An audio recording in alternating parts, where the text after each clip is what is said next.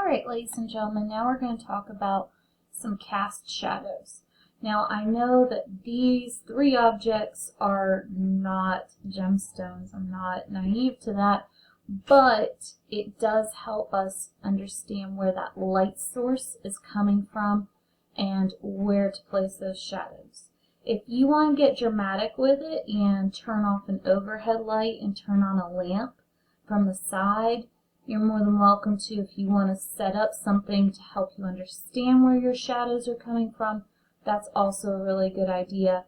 But the idea is wherever the light source is coming from, so for me, my light source is coming from this back direction, the shadows are all going to be going in the opposite direction, and they're all going to go in the same direction.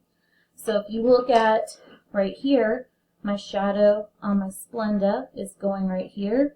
My shadow on my measuring cup is going right here. And my shadow on my lid is going right here. To do this with the shadows, I'm going to put my shadows here, here, and here. Now I want my shadows to kind of feel like the shape of the object. I don't want them to be just some random shape. They need to kind of go with the flow of the object. So if this object has a very geometrical, harsh shape, my shadow needs to be kind of geometrical, harsh, going in that same direction. And sometimes shadows do a double shadow. I know that you probably have seen this, where you see two light sources create shadows and they kind of crisscross. So you can do that. That's a little bit of a harder skill to tackle, but it's not impossible. Most of the time your shadows are darker where they're closer to that object. So I'm going to make this shadow a little bit darker closer to this object.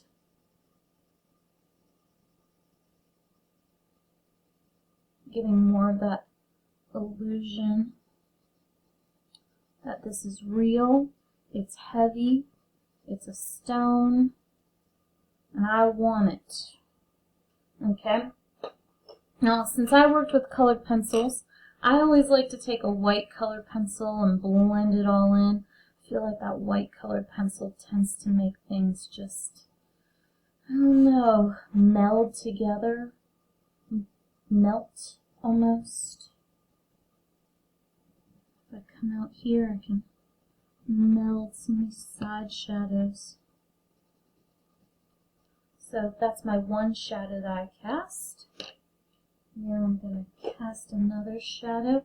Because this object is round, I'm going to make that shadow kind of round. Casting off. Again, it's darker where it's closer to the object.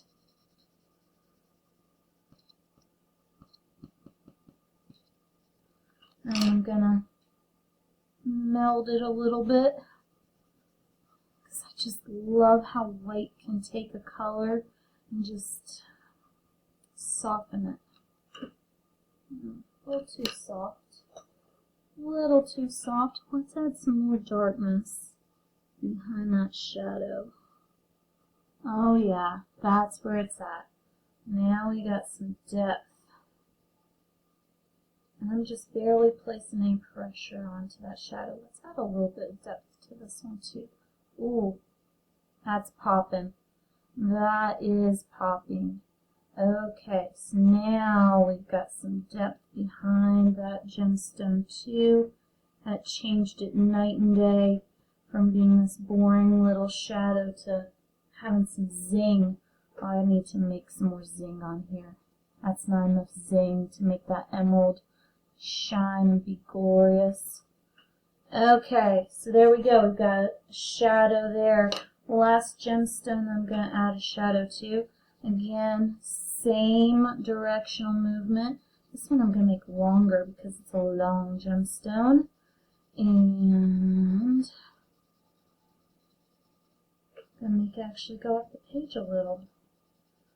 I think that sometimes when you make things go off the page or touch the edges of the page, it tends to make the artwork make your eye move a little bit. If you try to force everything to fit onto the page, sometimes it hinders your artwork. It makes your artwork very stagnant and stale. Doesn't make your eye move around. And the whole point of art is, when you make it, to make the viewer want to look at the whole work of art, not just settle on one area. Well, that looks good.